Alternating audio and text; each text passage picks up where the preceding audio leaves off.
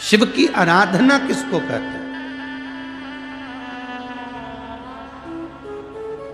कोई कहता है कि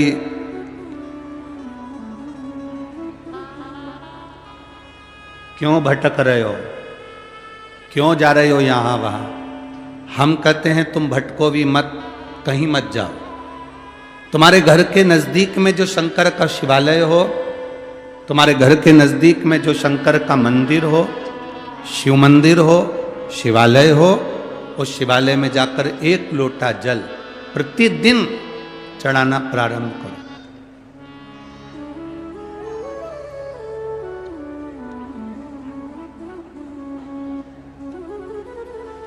जो प्रतिदिन भगवान शंकर के मंदिर में एक लोटा जल समर्पित करता है, उसका हाथ महादेव पकड़ लेता है, फिर ऐसे ही नहीं छोड़ता, उसको मंजिल तक पहुंचाकर छोड़ता है।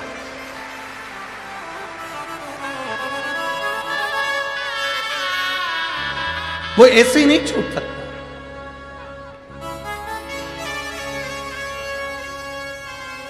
आपने अगर उस पर भरोसा करा है, हां थोड़ा कष्ट हो सकता है, थोड़ी तकलीफें आ सकती है, थोड़ा दुख आ सकता है, जिंदगी में थोड़े थोड़े तकलीफें हर मनुष्य के जीवन में आती है। कोई संत, कोई साधु, कोई गुरु, कोई ब्राह्मण, कोई बहुत बहुत बड़ा महाराज भी अगर तुमको कह दे कि उसकी जिंदगी में दुख नहीं है, तो समझ लेना कि झूठ बोल रहा।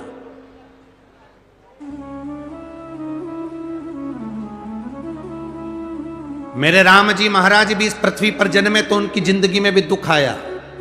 मेरे भगवान कृष्ण भी इस पृथ्वी पर जन्मे तो उनकी जिंदगी में भी दुख आया। माता जानकी भी इस पृथ्वी पर प्रगटी तो उनकी जिंदगी में भी दुख आया।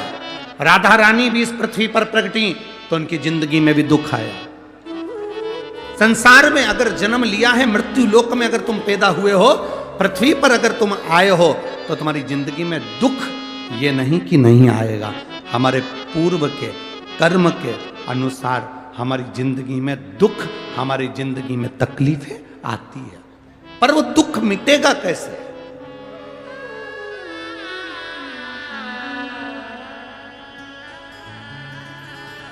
राम जी का दुख कैसे मिटा था? राम पथ गमन में जहां जहां चलकर देखो, चलो आपके पास में है पंचवटी, आपके पास में नासिक लगा हुआ है, पंचवटी लगी हुई।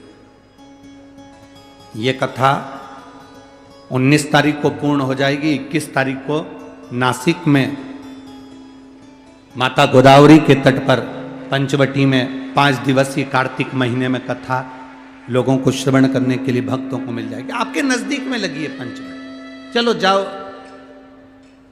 जितने राम जी महाराज अयोध्या से लंका तक गए, उसके बीच में जितने राम जी के मंदिर नहीं है, उससे अधिक शंकर जी के मंदिर हैं। उसका कारण केवल एक है, राम जी जहां रुकते थे वहां शंकर भगवान के शिवलिंग की स्थापना करते थे, पूजन करते थे, और वहां से फिर आगे बढ़ते थे, फिर आगे बढ़ते थे, फिर आगे बढ़ते थे। बिना शंकर की आराधना के, बिना शंकर भगवान को एक लोटा जल चढ़ाए बिना मेरे राम जी महाराज आगे बढ़ते ही नहीं थे। भगवान कृष्ण के जीवन का चरित्र उठाकर देखो, मेरे ठाकुर जी का नियम था, एक लोटा जल चढ़ाए बिना कृष्ण आगे बढ़ते नहीं थे।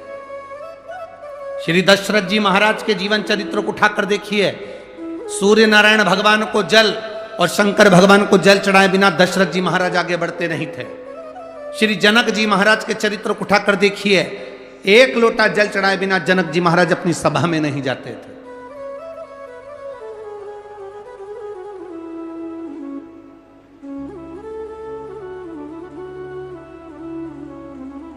थोड़ी जिंदगी में तूफान आते हैं, कष्ट आते हैं, दर्द आता है, तकलीफें आती हैं, पर तूफान आता है तो पता चलता है ना कि मजबूती कितनी है। अभी पता चला, चला कि नहीं चला? अरे बोलो तो जम के। पता चला ना कि मजबूती कितनी है। ये हवा चलती है, तूफान आता है, तब पता चलता है मजबूती कितनी है। उसी तरह दूसरे धर्म के लोग तुम्हें डिगाने के लिए आगे बढ़ते हैं, पर तुम्हारे भीतर का सनातन धर्म दिखा देता है कि मजबूती कितनी।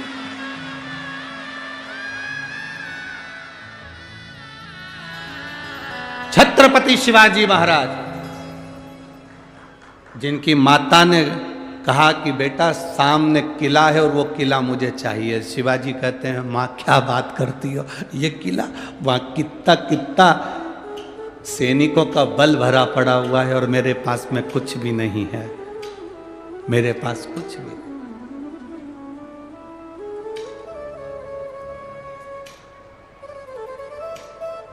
जीजाबाई के शब्द जब श्रवण किए,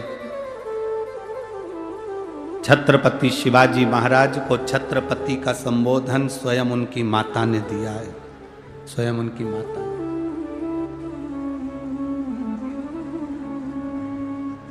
कह दिया जीजाबाई, सामने जो किला है वो मेरा है, तुझे मालूम है? हाँ मां, मैंने सुना है, ये किला अपना है, फिर कब्जा दूसरे का है। छत्रपति शिवाजी ने कहा बहुत भारी सेना है उसके पास में, बहुत बल है उसके पास में, सेना प्रबल है उसके पास में, मेरे पास इतनी सेना नहीं है। मां ने कह दिया शिवाजी तेरे बस की बात नहीं है, मैं खुद जाऊंगी और किला लेकर आऊंगी। स्वयं शिवाजी ने सुना कि मां स्वयं किला लेने के लिए जा रही है, स्वयं किला। मां